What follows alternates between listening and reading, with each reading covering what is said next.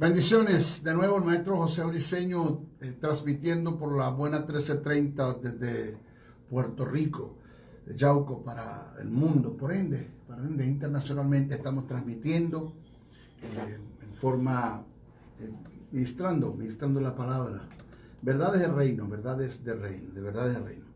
En esta oportunidad me toca tratar o continuar el tópico que presentamos: Dios no es causante de la enfermedad. Acá quiero, comenzamos con dar razones, que hay tres formas cómo el ser humano puede alcanzar sanidad para el cuerpo. Hablamos primero a través del sistema inmunológico, explicamos qué es el sistema inmunológico. Segundo, a través de la ciencia médica, explicamos lo que es la ciencia médica. Y el tercero, que fue donde nos quedamos, a través de una intervención divina, lo que se conoce como un milagro. ¿Qué es un milagro? Un milagro es la suspensión del curso ordinario de la naturaleza para que opere el poder sobrenatural de Dios. Eso es un milagro. En cuanto a estas tres formas de adquirir sanidad, si usted analiza bien el texto sagrado, las tres proceden de Dios. Y debemos entender que todas las cosas que están en el propósito de la voluntad de Dios son buenas, agradables y de paso perfectas. Leamos el pasaje que lo confirma. Dice: transformaos, Romanos 12:2.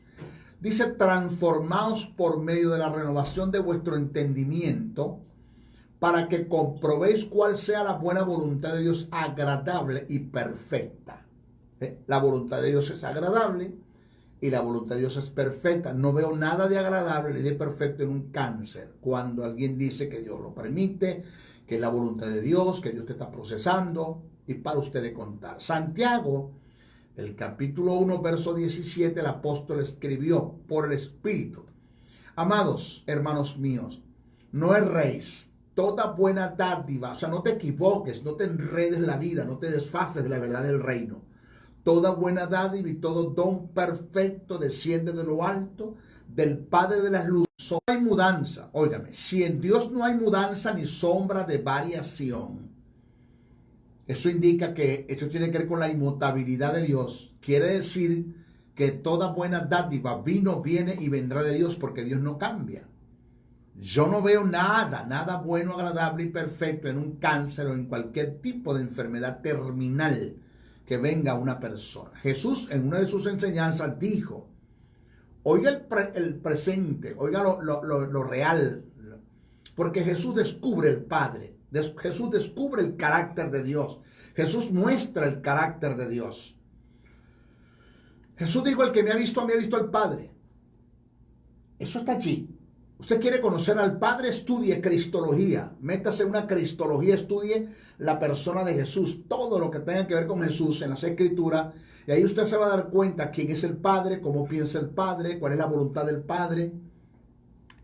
Y Jesús dijo: ¿qué hombre hay de vosotros que si su hijo le pide pan, le dará una piedra? Y si le pide un pescado, le dará una serpiente? Y si nosotros, siendo malos, me llama la atención el término malo allí, que ese término malo ya lo voy a explicar. Dice: y si vosotros, siendo malos, sabemos dar buenas dádivas a nuestros hijos, cuánto más vuestro Padre que está en los cielos dará buenas cosas a los que la pidan, a los que le pidan. El término malo que utilizó Pablo allí es cacos, fonera, dos términos que tienen que ver con lo malo en cuanto a pecaminosidad. Ahí el término es fonera, no failo. Caco y fonera tienen que ver con lo malo en cuanto a pecaminosidad, pero cuando habla del término fonera, está hablando de lo malo en cuanto a la naturaleza satánica que el hombre recibió mediante la caída de Adán. Lo que quiso decir Jesús fue: si ustedes, teniendo la naturaleza satánica, caídos en Adán, le saben dar buenas dádivas a vuestros hijos, cuanto más mi Padre, que no tiene esa naturaleza, que por naturaleza es bueno, es misericordioso, es bondadoso, es lleno de gracia, de amor, es paternal, es un Padre, dará las cosas malas a los que se lo pida. O sea, lo que Jesús quiso decir fue: ninguno de ustedes, con todas y las buenas acciones que quieran hacer y el buen motivo que tengan en el corazón, pueden sobrepasar la paternidad de mi Padre. Lo bueno de la paternidad de mi Padre, es lo que Jesús quiso decir allí. Entonces, no puedo entender cómo es que yo como padre no soy capaz de probar a mi hijo con una enfermedad, de permitir una enfermedad en mi hijo, o de que en mí sea la voluntad de que él esté enfermo y que yo me disfrute la enfermedad de mi hijo, siendo malo en el sentido caído en Adán, y le atribuye, si Dios no soy capaz de hacer eso, le atribuye a Dios unas acciones tan misericordias, tan indolentes. Jesús, hablando con sus discípulos, les quiso decir fue: ninguno de ustedes, por mucho que se esfuerce, podrá sobrepasar la bondad de Dios. Es decir, si como padre no tenemos el valor de colocar una enfermedad sobre nuestros hijos, ¿por qué le atribuimos a Dios una acción tan baja, inmisericordia, tan indolente? Sobre el único, nunca se le olvide esta verdad, sobre el único ser humano donde Dios puso la enfermedad para no cargarla sobre nosotros, fue sobre su Hijo en la cruz del Calvario. Y eso lo describe el libro de los Hebreos 6:6, lo describe Pedro en sus cartas, en las epístolas, y lo describe Isaías 53. Ahora, maestro, me han hecho muchas llamadas. Hubo un pastor amigo, fue discípulo en su tiempo. Mi discípulo estuvo sentadito aprendiendo de mi persona. Mi querido amigo y hermano Jorge Vence partió con el Señor anoche. Me dieron la información de una enfermedad terminal. Excelente amigo, excelente discípulo, excelente pastor, excelente ministro. Y lo primero, en Chile partió otro con el Señor, amigo. México partió uno que estaba radicado en México, o estaba en México de actividad por allá, y partió con el Señor. El caso de Julio Mengar. Y como ese caso, muchos me han llamado y me han hecho la pregunta, porque la gente cree que uno como maestro tiene todas las respuestas. Me hicieron preguntas como: maestro, ¿qué pasó aquí?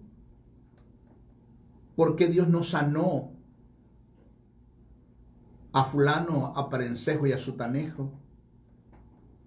¿Por qué esa mujer, la hermana Petra, que tiene tantos años sirviéndole al Señor, 55 años en la congregación, fiel, devota al Señor, dada, entregada, abnegada, entregada, una mujer de oración, de ayuno, de vigilia, de devoción, de servicio? ¿Por qué muere, Señor, de un maldito cáncer? Maestro, ¿por qué? La gente me pregunta: ¿dónde estaba Dios? ¿Por qué Dios no la sanó? Me hace la pregunta porque yo como que tengo todas las respuestas. Pues le voy a decir algo. Por una parte, no sé. No tengo respuesta para eso. No lo sé. Pero esto sí quiero que usted lo tenga presente. Primero, jamás y nunca adjudicarle a Dios la causa de una enfermedad en la vida de un hombre o una mujer, independientemente de cuál fuera su vida, su ministerio en la iglesia. Jamás. Porque como no tenemos respuesta del asunto, pues lo fácil es atribuirle a Dios las cosas como para callar la voz de la conciencia. Y tener respuesta al asunto, pues no es fácil decir: Dios lo permitió. Eso no lo dice el texto sagrado en ninguna parte. La Biblia en ninguna parte dice eso. Verbos permisivos no aparecen en la Biblia. En la Biblia aparecen verbos causativos. O Dios lo causa o no lo causa. Eso de que Dios lo permitió no es bíblico. Porque al permitir está en proporción directa de que yo lo pude evitar, pero no lo evité. Le di curso. Entonces yo soy culpable. Yo soy culpable. Entonces, o Dios lo causó, no lo causó, lo hizo o no lo hizo. Pero es que Dios lo permitió. No, eso no es bíblico, eso no es escritural. Primero por allí. Nunca diga Dios lo permitió. Porque no es bíblico. Búsqueme un verbo permisivo en la Biblia que hable acerca de Dios, de que Dios permitió tragedia, de que Dios permitió enfermedad. No me venga con el caso de Job, no me venga con el aguijón de Pablo. Eso tiene sus respuestas, se las tengo muy claras. Se las tengo muy claras. Eso lo he estudiado, lo he indagado, lo he escudriñado. No me digas que la voluntad de Dios es que estuviese enfermo, porque la voluntad de Dios ya fue dada y hecha hace 2700 años. Según lo que escribió Isaías, ya estaba decretado y establecido y profetizado el deseo de Dios de que por sus heridas nosotros íbamos a ser sanos. Punto. Isaías lo dio por un hecho. 700 años antes de que Cristo nos sanase, Isaías Dios nos sanó. 700 años antes de que Jesús llevase la enfermedad, Isaías Dios la llevó. 700 años después se cumple eso, una verdad en la cruz del Calvario y se confirma con la resurrección de Jesús hace 2000 años, 700 años después que Isaías lo dijo, se cumple eso posicionalmente. Posicionalmente ya fuimos sanados. Se cumplió 700 años después que Isaías lo dijo. Se cumplió. En la cruz se llevó. Se confirmó en la resurrección. Ya posicionalmente fuimos sanos. La voluntad de Dios es que ya la sanidad es un hecho. Posicionalmente.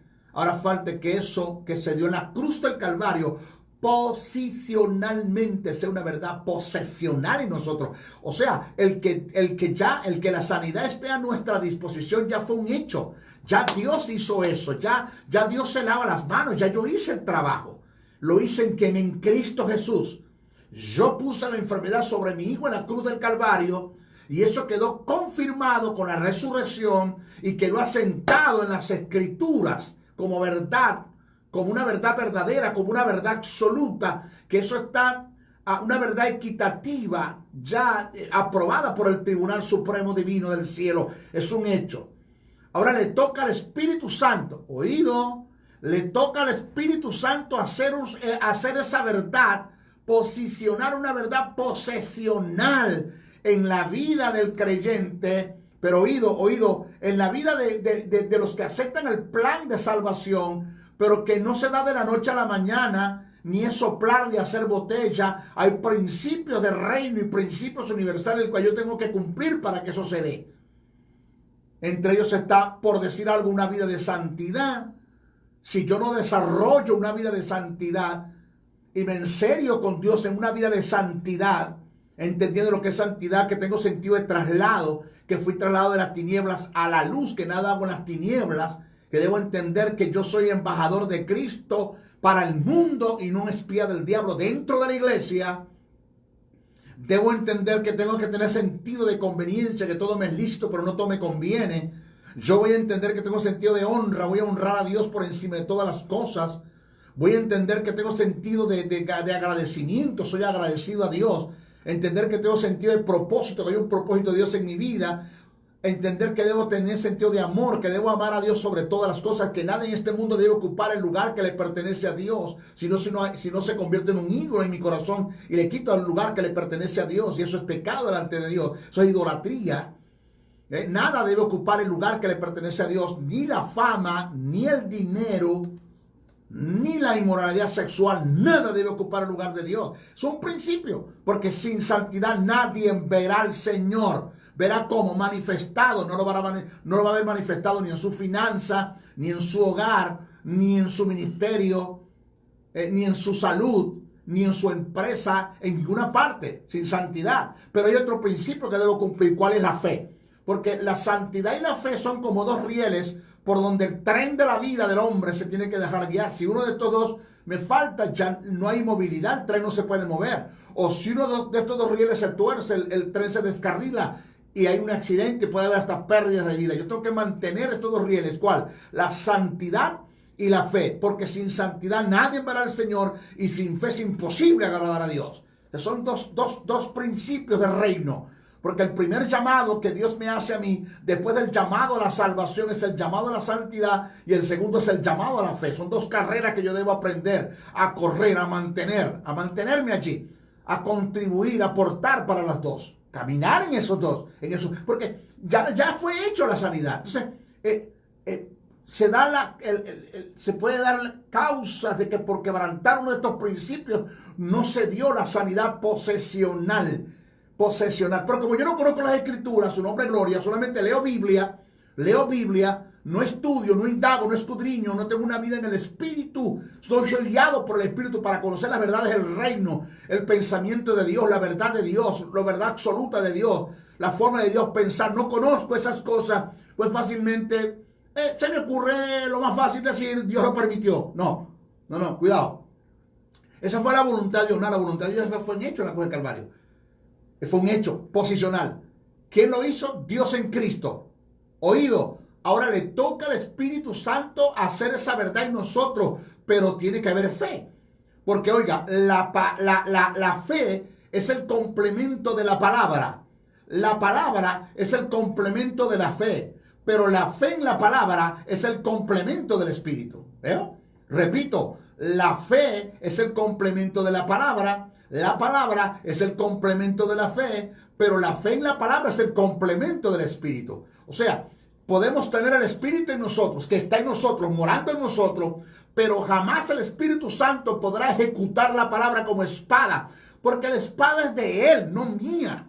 Solo me toca es creerla, vivirla, caminarla, confesarla, actuarla, meditarla, estudiarla, compartirla, impartirla, enseñarla, predicarla, hacer de la palabra un estilo de vida, para cuando el momento llegue, la tentación llegue y el ataque llegue, entonces suelto la palabra en un rema de Dios, que es la palabra rema, que es la espada del Espíritu. El rema es aquel conocimiento de la palabra que viene por el logos, que es lo que está escrito, o por la logión, que es la voz audible de Dios, y la tomo en fe, y la suelto con mi boca y confieso esa palabra creída. No estamos hablando de positivismo, acuerdo mental, cibernética, yoga, ciencia cristiana. No estamos hablando de esa basura, estamos hablando de fe. Que usted suelte la palabra creído, convencido de la verdad del reino, persuadido de esa verdad en su alma. Suelta la palabra y esa palabra el Espíritu Santo la toma y ejecuta en el mundo físico de lo que en el mundo espiritual ya fue un hecho. Y produce una implosión. Implosión cuando la sanidad es personal, cuando es usted, cuando la sanidad le da a usted una implosión. El Espíritu Santo ejecuta la palabra y el cáncer se va, el problema se detiene, las deudas se pagan. Pero todo eso se da ¿por qué? Por santidad y por fe. Dos principios que yo debo conocer. Pero como no conozco esto, Dios no, esa es la voluntad de Dios. No, la voluntad de Dios ya fue hecha. Bueno, maestro, es que Dios se lo llevó. ¿Qué forma tan desgraciada? Y perdone usted el vulgo, no la obscenidad. El vulgo tan desgraciado y tan indolente de Dios llevar hacia la gente, chico. ¿Eh? Que Dios pone cáncer en la gente, en sus hijos. En sus hijos. En una ocasión yo le di una inyectadora a una hermana en una clase que estaba dando.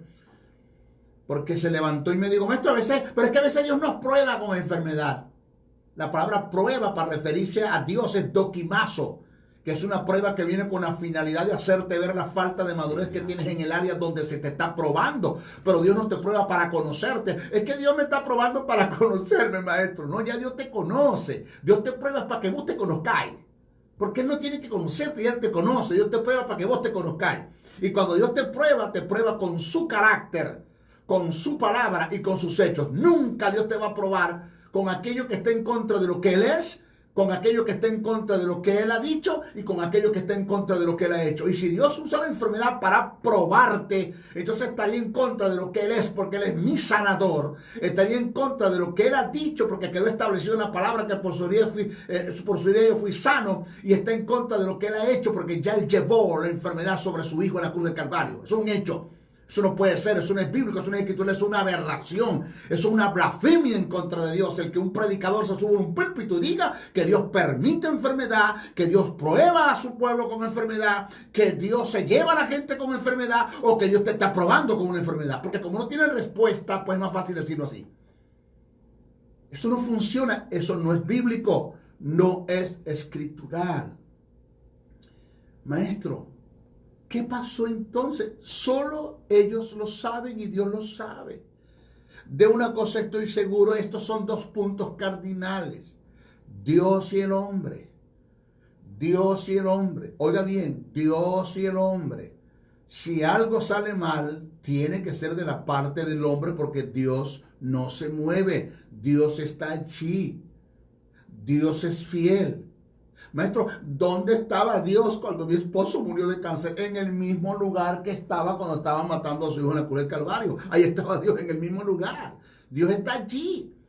Si algo sale mal porque Dios no sanó a fulano, a Parencejo y a Sutanejo, con todo y los devotos que eran en la iglesia y lo servicial que eran, si algo salió mal, tanto que oró la iglesia, tanto que oramos por él, tanto que lo ungimos, maestro, nosotros muchas veces lo ungimos con aceite, oramos, intercedimos, nos fuimos en lenguas, reprendimos, espíritu de cáncer te va, hicimos de todo y se murió siempre. Pero ¿qué pasó?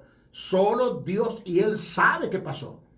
Solo Dios y él sabe qué pasó. En la eternidad se dará cuenta el por qué el Espíritu Santo no hizo una verdad ese beneficio que ya se dio posicionalmente en la cruz del Calvario. En la eternidad Jesús va a hablar con él. Por esta fue la causa por la cual no pudo el Espíritu Santo intervenir y hacer un milagro en ti. Pero yo no tenía propósito con la enfermedad. Según una cosa, fíjate. Un hombre que se me acercó y me dijo: maestro, tenía 15 años que no veía a mi hermano. ¿Y sabe cómo lo vine a ver? ¿Sabe cómo lo vine a ver? ¿Cómo lo viste? ¿Cómo fue eso? Tuvo Dios que ponerme un cáncer para que al darse cuenta del cáncer agarrara un avión y me viniera a ver. Gloria a Dios por el cáncer. Wow. Perdone el vulgo. Qué evangelio tan desgraciado. ¿Ah? Qué evangelio tan fuera de gracia, y de verdad, y de perdón, y de paternidad, y de amor, y de misericordia. Ese no es el evangelio que predicó Jesús. No hubo un enfermo, uno que quedase enfermo que se acercó a Jesús. Todos eran sanos. La Biblia dice que los únicos que no fueron sanos, los que no creyeron en él. Pero todos los que se acercaban a Jesús, no hubo uno, hermano, que mandó medio enfermo ni medio sano para su casa. Dice que le puso la mano a un ciego y quitándole la mano le dijo: ves. Y el ciego dijo: veo los hombres como árbol. En otras palabras, maestro, no veo muy bien. Jesús le dijo: buscate un perro y un bastón y anda, vete para tu casa, así que medio hice algo por ti. No, dice que le volvió a poner la mano y cuando le quitó la mano dice: ves ahora. Y dijo: Señor, ahora veo perfectamente bien. Esto indica que cuando Dios hace una obra, señores, la hace completa.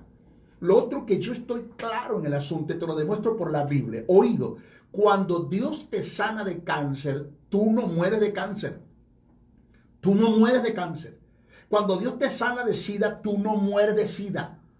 Hay una propiedad en el sistema inmunológico del hombre que es tan fuerte, por decirle algo.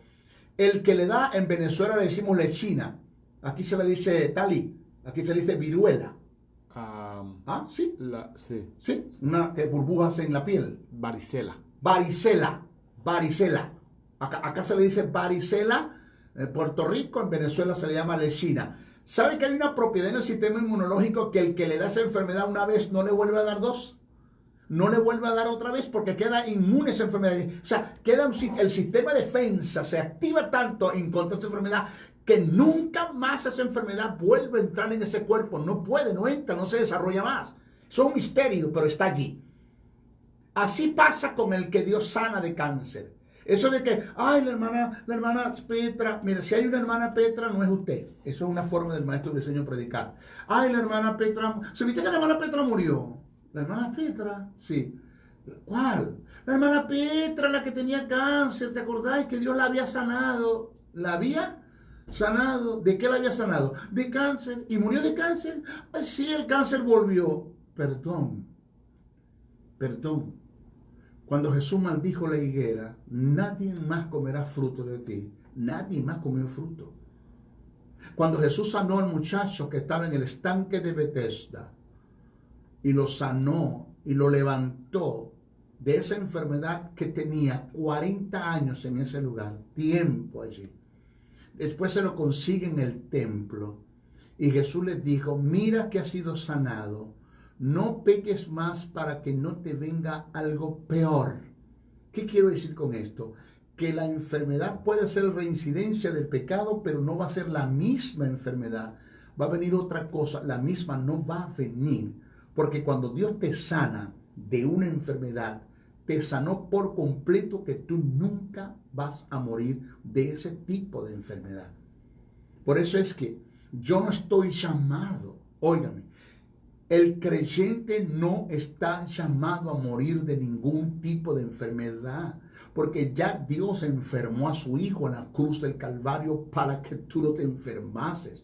No quiero decir que la enfermedad no va a venir, pero conforme vienen, tiene los recursos en Cristo, repréndela, recházala. Lucha en contra de ella. Nunca entres en el terreno del temor, de la angustia, de la desesperación, de la duda, de la conmiseración, de la lástima. No, mantente en la fe y lucha en contra de ella, porque ya tú fuiste sanado por eso, en la cruz del Calvario. Es un hecho. Mantente allí. Maestro, ¿qué pasó entonces con ellos? No lo sé. Yo no tengo respuestas. De una cosa quiero que tú entiendas. Uno, nunca le atribuyas a Dios eso. Nunca dijo Dios lo permitió, Dios lo probó, fue la voluntad de Dios, Dios permitió el cáncer para llevárselo o la enfermedad para llevárselo. Y lo otro que te voy a decir, óigame, no mengues en la fe. No te desanimes porque a otros no le funcionó. Por A o por B, no quiere decir que a ti no te va a funcionar. O sea, mi fe no está fundamentada en lo que Dios pudo hacer en ellos. Mi fe está fundamentada en lo que Dios es y en lo que Dios ha dicho. Hay tres causas por las cuales yo debo aceptar a Dios. Uno, por lo que Dios es. Tiene que ver con su naturaleza. Dos, por lo que Dios ha dicho. Tiene que ver con su palabra. Y tres, por lo que Dios ha hecho, que tiene que ver con su obra. Vuelvo a repetir, mi fe está fundamentada, uno, en lo que Dios es, tiene que ver con su naturaleza. Dos, en lo que Dios ha dicho, tiene que ver con su palabra. Y tres, en lo que Dios ha hecho, que tiene que ver con su obra. Pero presta atención a esto que le voy a decir ahora. Óigame bien y nunca se le olvide esta verdad del reino. Nunca se le olvide esta verdad del reino. Aunque Dios no te haya sanado, Él sigue siendo tu sanador. Porque Dios no es tu sanador porque te sane. Dios es tu sanador porque Él es y porque lo dijo. Paul Young-Shaw, David Young-Shaw, muriendo de una tuberculosis. La ironía del caso es que le traían los enfermos en plena cama, postrado, expectorando los pulmones. Leí un libro que se llama ¿Por qué tengo que sufrir?, que lo escribió. Me bendijo la vida. Yo descubrí grandes cosas allí. Y él le ponía la mano a los enfermos y eran sanos y él estaba enfermo. Y le dijo a Dios un día, él en su oración, si tú eres mi sanador, ¿por qué no me has sanado? Y Dios le dijo, es que yo no tengo que sanarte para demostrarte que yo soy tu sanador. Yo soy tu sanador porque yo soy y porque yo lo dije, aunque no lo haya hecho. Tú tienes que mantener la fe en lo que Dios es, en lo que Dios ha dicho, aunque no lo haya hecho, ni en ti ni en nadie. El libro de los Hebreos dice que muchos se mantuvieron en fe y que en la fe que mantuvieron no alcanzaron lo prometido, pero murieron creyendo. Smith Wigglesworth, el apóstol de la fe, a causa de una apendicitis, el médico le dijo: Smith, ¿te opero o te mueres? Y Smith se quedó mirando el rostro del médico y le dijo: yo conozco tanto la integridad de mi Dios y de su palabra, que yo prefiero morir creyendo en Dios que vivir dudando de Él. Porque por lo menos si me muero creyendo, pero no viviré dudando. La desgracia y la degradación más grande de un creyente, que yo no sé cómo se llaman creyentes, es que viva toda una vida dudando de Dios, sumergido en temores, en dudas y en ansiedades. Independientemente que Dios te haya sanado o no, Él sigue siendo el sanador, porque Él es y porque Él lo dijo. Que no le funcionó a Perencejo, a Sutanejo, eso tendrá su respuesta en la eternidad. Dios conversará con ellos y les hará entender el por qué no se dio desde el punto de vista posesional la sanidad en ellos, porque posicionalmente ya fue un hecho en la cruz del Calvario. Pero óigame, que nuestra fe no mengue. Nunca digas que Dios lo permitió, que fue la voluntad de Dios, que Dios lo probó o que Dios permitió la enfermedad para llevárselo, porque eso no procede, no es bíblico, no es escritural. Eso es una aberración, es una herejía delante de la presencia de Dios. ¿Ok? Maestro, ¿y qué del aguijón de Pablo? ¿Usted me puede hablar un poquito de eso? Sí, en nuestro próximo programa yo le voy a explicar a usted qué es el aguijón de Pablo, completito. Se despide el Maestro Briceño.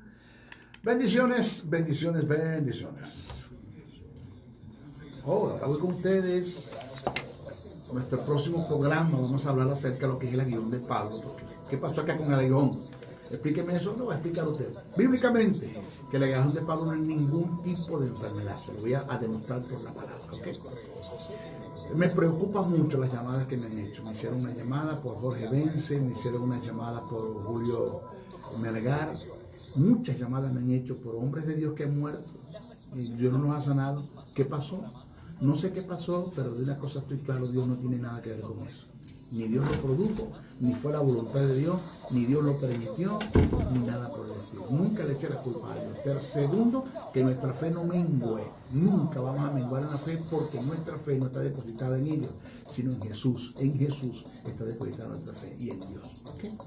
Bueno, hasta nuestros próximos programas. Se despide el Maestro Briceño. Bendiciones, bendiciones, bendiciones.